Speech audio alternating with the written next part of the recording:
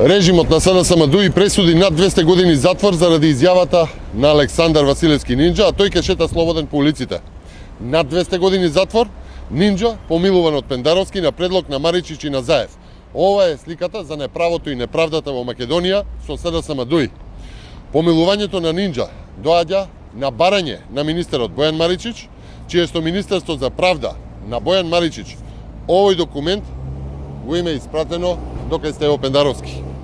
Обидот за префрлање на вината е лага. СДСМ, Заев, Маричич и сите други инволвирани точно знаеле што прават и кој се е на списокот за помилување.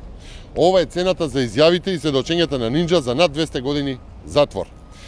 Изјавите на Василевски Нинџа беа клучен и наводно несоборлив доказ за обвинителството и за судот за спроведување на политички прогон. И тоа беше улогата и употребната вредност на Александар Василевски Нинџа.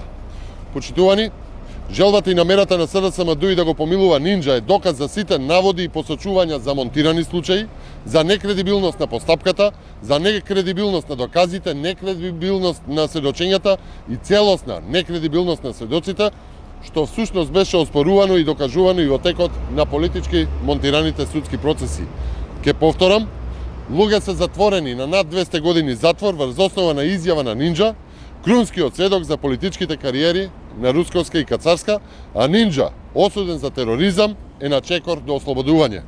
Да подсетам, Александар Василевски Нинџа е осуден за тероризам.